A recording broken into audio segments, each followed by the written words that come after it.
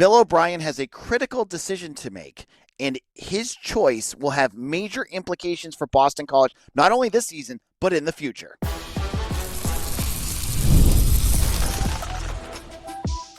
You are Locked On Boston College, your daily podcast on the Boston College Eagles. Part of the Locked On Podcast Network, your team every day. Hello, everyone, and welcome. This is Locked On Boston College, your team every day. I'm your host, AJ Black. I'm the editor of Eagle Insider. Thank you all for joining us. Locked On Boston College is a daily Boston College podcast available free on YouTube or wherever you get your podcasts 5 days a week. If you're looking for scoops, analysis, news, and everything else in between on your Boston College Eagles, you are in the right place. Today's episode is brought to you by Game Time. Download the Game Time app, create an account, and use code LOCKEDONCollege for $20 off your first purchase. On today's show, the AP releases their top 25. BC's playing 3 of them. Can they beat one? I'll discuss. What about this week in camp? I have 3 things that I'm going to be watching for this week. I'll explain what those are. And we're still talking about Dylan Lonergan versus Grayson James. How is Bill O'Brien going to make a decision and the ramifications of what he chooses? We'll get into all of that on today's show. So let's kick it off. Everyone wants to talk about this quarterback battle. Grayson James, Dylan Lonergan. You have the incumbent, Grayson James, who did an excellent job at the end of last season, winning 3 out of 4 regular season games and really salvaging a season that the former quarterback that we do not talk about kind of torpedoed. You bring him in. You bring in Dylan Lonergan. Dylan Lonergan is the guy from Alabama that Bill O'Brien knew. He recruited. He plays extremely well in the spring, and all of a sudden now you have a quarterback battle. We are now entering practice number 10 this week. Today is practice number 10. We're getting closer and closer to that Fordham game. Bill O'Brien this weekend said he has not made a decision yet, but he will be making a decision. This, in my opinion, needs to be a decision that comes sooner rather than later, and here's why. Bill can continue to talk about how he doesn't want to make a choice, and that's fine, but you need to start getting the ones to know who their quarterback is. And the starting quarterback needs the reps with the ones. So if it's Grayson James, he needs to, again, get back on that same page with Jaden Skeet. He didn't get to play with him much last year. He needs to know what it's like throwing to Ty Lockwood and what's the intricacies of how he runs his routes. And, what are some of the tells that you can see what he's going to do? Make sure that their communication's all the same. I'm sure there's value in working with the twos too, but that value I feel like should be the first couple weeks of camp. If James or Lonergan is working with guys that are lower on the depth chart, that's good because those guys could be playing at some point. But really, for game 1, I don't care if it's Fordham or if it's Notre Dame, you want to be able to have everyone on the same page. We are now 18 days away from the start of the season. 18 days until the start of that Fordham game. Now, Fordham, it's kind of basically an exhibition game. It's kind of like a glorified scrimmage. But even if you take that out, you're now 25 days away from having your first real game against Michigan State. And you need to have as many solid reps as you can get. Michigan State's a tough game. And who knows what the weather will be like. Michigan is just like Boston. It could rain. That could be tough. If it's going to be Lonergan, he needs as much time as he can get with Lewis Bond and Reed Harris and, VJ Wilkins or whoever else is going to be playing with that starting group. Because he's new still. He only came to this roster 8 months ago. He needs as much time as he can get. And for Grayson James, just that repetition, it's going to be important. So while O'Brien may go to a press conference and say to the audience out there that he hasn't made a choice, what I am hoping to see, and this is just me as an outside observer, and you could say, AJ, you got a big mouth, don't want to hear it from you, but this is what I would like to see because I'm at camp all the time. We're going to probably have weekend scrimmages. I'm looking at the upcoming schedule. Saturdays in Alumni Stadium. That usually means a scrimmage. Again, only for the media, unfortunately for you guys. Hopefully by that point, by Saturday, he has to have enough data points to make that choice. You can't just keep letting this go on forever. Like, in his mind, Bill O'Brien, by that point, you've now seen 2 structured scrimmages and at that point, like 14 practices. You have a week to go before you start game prep week. You have to, Saturday, to me, I imagine that Saturday and probably, maybe Sunday, he's going to make that choice. And he's not going to announce it. He's not, I can't say that, but I would imagine, just like every coach, every morsel of information is kept close to the vest. Remember what happened with Castellanos last year in that injury for Western Kentucky? None of that got out. And there's reasons for that. That's when you're BC, you have a razor's edge to win some of these games. And yet probably not Fordham, but Michigan State on the road, you can absolutely say that. They don't want to give away anything. So I still believe the Fordham game, we're going to see both players, Dylan Lonergan and Grayson James. I do believe at that point, though, even before that, they'll have their decision made. And unless there's something catastrophic that happens at Fordham, it'll stay that way. Because I do believe what Bill O'Brien says. Bill O'Brien has said both of these quarterbacks are going to play this year. And I don't know what that means. I don't know. I don't know if he's got a specific way of doing it or he's just saying that there's going to be times where one of them might get dinged up. I mean, you got to play Clemson. That's going to be tough on your body. But, I think he has to come up with a decision soon. We're getting to game prep week. We're getting closer to, real football. You can't just continue. Like, if you go on Twitter right now, I just saw the guys from On3 posting that, it sounds like Alabama's getting closer. I think the coaching staff, they probably have an idea at this point. I have to imagine. And if you're asking me who it is, I have no idea. I lean a little bit more towards Dylan Lonergan, but it only takes 2 practices and Grayson James is in the lead again. That's just the way this thing works at this point. But I'm not the coaching staff. My job is not to evaluate every, how they're running the offenses and, their way to communicate and their arm strength and all that stuff. I'm an observer. That's what media is. We observe, we ask questions. So I think my gut says, hopefully in the week, we'll probably, the staff will know. It's going to drive you guys crazy because you won't know. I can tell you guys how you will find out. It's not from me. It'll be from Pete Thamel because Pete Thamel always knows everything. And as long as that first game is on an ESPN affiliate, Pete Thamel will know. So you'll probably get that tweet on a Saturday morning telling you who the starting quarterback is going to be. But it's a fascinating decision.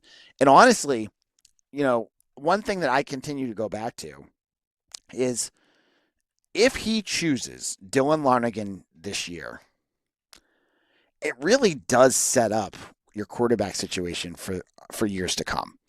Because if Lonergan gets that quarterback job, he will probably hold on to it unless it's something catastrophic happens where he's just, making mistakes next year. And then it'll be, will Shaker Isaac can stay around to wait or whatever. That could be the case. But if Grayson James wins it, which again could happen, next year you have another quarterback battle, Shaker Isaac versus Dylan Lonergan, because that will probably be the case because Shaker Isaac has been looking really good during the spring. He hasn't practiced at all yet, but that's how things are going to kind of change. I think, honestly, if you pick Lonergan this year, you're really kind of almost locking in for a couple of years because he will be the future quarterback for you. You have him for 3 years. You're not going to just ditch him unless he's not doing what you need him to. So that is an interesting caveat to this whole situation, is that if he does pick one, things could change. If he picks another, it could go a different route. It's like that bend in the road. There's options both ways, and that really does impact Boston College moving forward. Now, in a moment, camp does continue this week. Tuesday, Wednesday, Thursday, Friday off, Saturday, Sunday. What am I going to be watching this week? I'll tell you some of the things I'm going to be looking for in just a moment.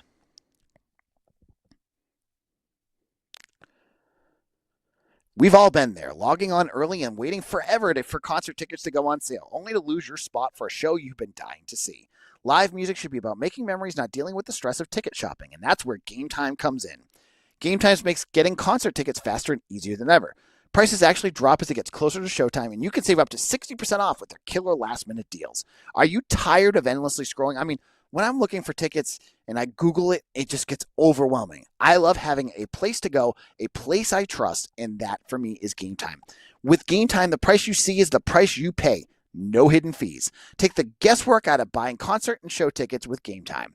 Download the Game Time app, create an account, and use code LOCKEDONCollege for $20 off your first purchase. Terms apply. Again, create an account and redeem code LOCKEDONCOLLEGE for $20 off. Download the Game Time app today. Last minute tickets, lowest prices, guaranteed.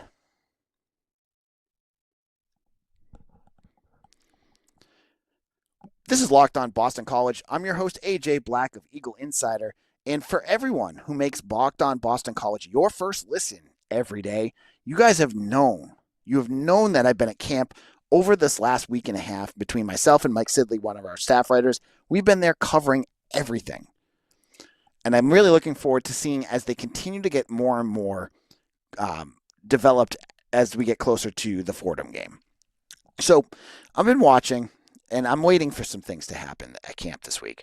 Obviously, the quarterback situation, I don't think we'll get an answer to that. But one thing that I'm looking forward to and things I'm going to be watching is the return of people who have been banged up and ones that we've known about. So Amari Jackson. Amari Jackson was out with a knee injury, cornerback last year, one of their best defenders. Missed after the Virginia game. He missed the rest of the year.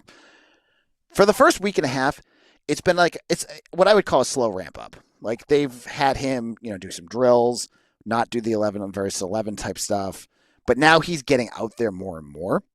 I'm really interested to watch what Amari Jackson can do and how it impacts the other guys that are around him. For instance, you have Zaire Torrance. That's a name I keep bringing up. This kid needs to get on the field. You have to play him. He's really good. Well, where? Who's going to lose their snaps to Torrance? Will it be Jackson, who might need that time to get back? Will he beat out someone like Cam Martinez at safety? Not at safety, at nickelback. Will he knock out Max Tucker, who's been great in terms of turnovers? Or is it just, they cut up the reps a little bit? I don't know. You got to get Amari Jackson out there. You got to get Zaire Torrance out there. You got to get Max Tucker out there. And the staff loves Cam Martinez, so he's got to play. That's too many people. You've got two safeties, so you can't move anyone back there because you have too many safeties, too, because you got Omar Thornton and Carter Davis playing for one spot, and they've both been excellent. KP Price ain't moving anywhere. How do you break up this log jam? That is going to be fascinating to watch. And I'm not expecting them to make a decision. I'm sure they're going to try some things out. That's what we saw last year with Carter Davis. Carter Davis came in and he was a cornerback, but they had a real need for safety. Last week at camp, they pushed him back there, and boom, you have your free safety for most of the season that kind of bounced off with Omar Thornton. Will they do something like that this year with Amari Jackson or with Zaire Torrance? I imagine Jackson has to be an outside corner, but maybe he bumps inside. I would think Torrance maybe is more of a slot, and maybe he beats out Cam Martinez. But that could be the case. But remember, secondary, lots of guys play. When you look at the slot corner last year, Cam split a lot of times with Kari Johnson. So there's going to be opportunities, but I'm really interested to see how Jackson comes back. Additionally, I got a little queasy because VJ Wilkins, if you're an everydayer here, you've heard me talk him up for the last 6 months because I was blown away with how good he looked during the spring. So I get to camp and he's not practicing. He tweaked a hammy, according to Bill O'Brien, during conditioning over the summer, and he just came back during the scrimmage, and he only played a couple snaps then. Played a lot more on Sunday, so he's ramping up. But I got queasy because I really don't want him to become Jaden McGowan. I really don't need that to happen again. because Jaden McGowan was the speedy guy that came in. You had all these expectations that, hey, you got the speedster. He had 2 catches for 0 yards last year. He was literally the most non-effective player that you could have gotten. I have higher expectations for Wilkins. I think he's around for a lot longer. I think they have him for 2 or 3 years. And he's, unlike McGowan, who never really blew me away at camp, Wilkins has. Now he's back. And again, they're ramping him up more. I want to see if he can actually do the things that he caught a great pass from Grayson James on Sunday and showed those jets. So it's there. I just need to see more of it. I want to see it I want to see how he integrates back into this offense when you already have guys like, Lewis Bond and Jaden Skeet and, even like a guy like Luke McLaughlin. You got a bunch of guys, and Reed Harris, of course. Don't want to leave any of these guys out. So he's another one. There's 2 others that are also ramping up to get back in. You have quarterback Shaker Reisig. He's out of a boot. That's going to be good. What is he going to look like? What is he going to, get back out there? And if he's ready yet, he'll be one. Kamari Dixon. Haven't seen much of him at all. All of a sudden, I saw him out there the other day. And then obviously we want to know if there's, I don't know where he's at, and I don't know what the situation is, but what's going on with Owen Stodmeyer? Like, is he going to be back? Like, obviously going in an ambulance is not a good thing. And, I don't know what the situation is. I have no clue. And O'Brien already said that he could be back this year. Well, he's at practice. That's good. But will he play? That'll be something else to watch for as well. Now, in terms of other things I'm going to watch for, I was talking on my Eagle Insider message board. Some people were asking me about it. I'm one guy, and there's 22 guys going full speed a lot of times, and I'm on like a slight hill to watch it. So seeing the interior of the offensive and defensive line is tough. I got to admit to you, it's just a mass of bodies from where I'm sitting. I can't see what's going on. But people keep asking me about it. So I want to see more from where the defensive line is going to be at. How do they continue to adapt without Stodmeyer out there? Who takes that role? How does Jason Hewlett look? Like, he continues to get bigger, like more and more of a bigger role. Will he jump up and become a starter at some point? Those are all things I think that are going to be super important this week. And then the second scrimmage is how do both units kind of balance how balanced are they right now? Last week, it looked pretty balanced. Like, the defense had plays, the offense had plays. That's what you want. You don't want to see the offense go out there and just stink, which they definitely did not. But you want to see that balance as well. So those are the things I think at camp this week that I'm really looking forward to seeing. Now, I will, Tuesday, Wednesday, Thursday, I will have a post-practice show the next day for you with everything that we talk about, whether it's, interviews with Bill O'Brien, and, things I saw, big themes I'm starting to pick up on the field, any news that comes out, because that comes up too. Make sure you hit that like and subscribe button and become an everydayer. Listen to us every single day. You'll get all your Boston College news. When you get ready for that Fordham game, you will know more about this team than anyone else at your tailgate. You will be an insider yourself, and I pride myself on giving you that knowledge. Now, in our final segment, the AP releases their top 25 poll, and 3 of BC's opponents, none of them a surprise, made the list. I'll tell you who they are, and let's talk about odds again if BC can beat these teams. We'll get into all that in just a moment.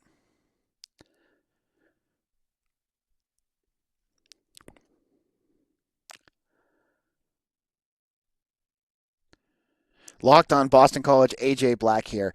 And if you have not done so already, go over to Eagle Insider right now. We have a special half-off deal where you can become a VIP subscriber. You get a great promo deal for an entire year, and once that year is done, you can also get Paramount Plus included with it, which is great. Which Paramount Plus just announced a deal with UFC, so all their pay-per-views are now going to be free on Paramount Plus. And if you're a VIP, you get all that after your promo deal is done. So that's a great deal for you if you want to check that out. Now, if you're looking for a second listen, check out Locked On ACC. It's hosted by Alex Dono and Kenton Gibbs, and that's available on YouTube wherever you get your podcast. Now, the AP, they announced their top 25 poll on Monday morning, the first preseason poll, and no surprise. There's three. First, no surprise. BC's not on getting votes. No surprise. But three of BC's opponents are on there: SMU, Clemson, and Notre Dame. Now, if you're looking at the rankings, Clemson's number 4, Notre Dame's number 6, and SMU is number 16. All three of those games for BC this year are going to be at home. Talk about if you have season tickets, what a home slate for BC. Now, the question is, given what we've seen so far and where things are at, does BC have a chance against those three schools? Now, I look at Clemson. They're my favorite to win everything this year. I have them to win the entire ACC.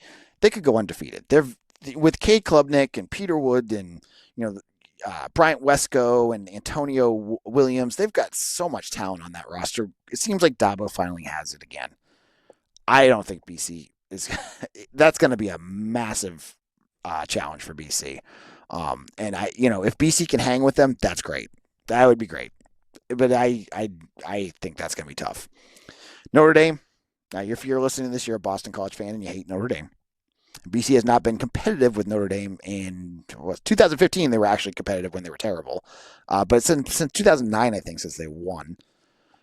This is a year where, Notre Dame doesn't have like their elite quarterback yet. They probably have one on their roster. We just haven't seen it. Like CJ Carr is going to be probably pretty good. But, man, look at that running back. Jeremiah Love, this is like Saquon Barkley 2.0. He's so good. And, maybe last year when you had Horsley and Ezeraku, you might have been able to slow him down. But Tim Lewis, better get those rosary beads out to stop him. And that's not even saying that they don't have a good passing game, because they're probably going to have that too. And additionally, it's Notre Dame, and what they've done, it's covering recruiting that's so good, is they've recruited their trenches like it's excellent. They have excellent offense and defensive line. Tough one there. Maybe a bit more reasonable that BC could beat them than Clemson, because I just don't think Clemson's a good matchup at all. And then there's SMU. My everydayers have known, I've said it over and over again, I think BC can beat SMU this year. I do. They almost beat them last year. They played them in Dallas, and they were down to the wire on the road. And I know they lost by 10, but SMU did that, score an extra touchdown to make sure that they get their playoffs ranking. But I think they could beat them. I really do. That's my upset for the year. I feel like BC could beat SMU. They're going to have to play really well. Kevin Jennings had a pretty good game, really good game against them last year, but they rattled him at times. And with this secondary, if this secondary is as good as it's as described, that could be a big thing. And I believe that's the red bandana game. So there's that extra juice there too.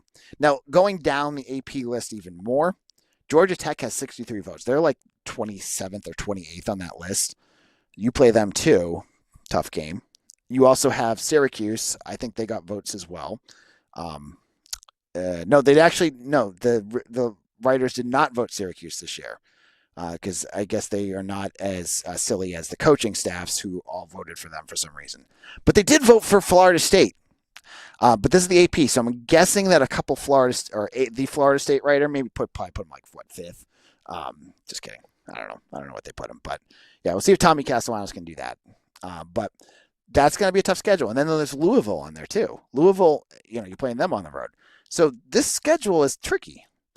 Now, BC has to follow through. And Bill O'Brien is preaching his mantra is 1% better every day. If you listen to any of these press conferences, whether it was me talking with Ty Clemens or Jeremiah Franklin yesterday, or any of these other guys that are out there, they say they have this mantra drilled into these players. 1% better every day. 1% better every day.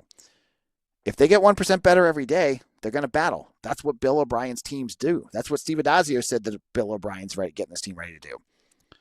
They're going to have some tough games, but they're like I hate saying this. Clemson and Notre Dame are almost as unwinnable as it gets. But every other game on there, BC could make an argument could win those games. They have to be 1% better, though. On tomorrow's show, as I said, practice recap. I'll be there at Alumni Stadium. If you do not already follow me on YouTube, go ahead and do that. I put a quick 1-minute practice recap up on the YouTube channel, or if you do it on, if you're on TikTok, it's there too.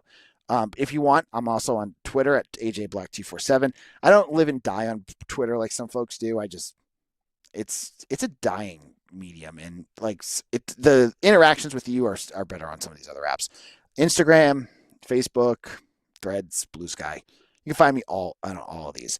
I hope to see you all again tomorrow for another episode of Locked On Boston College, your team every day.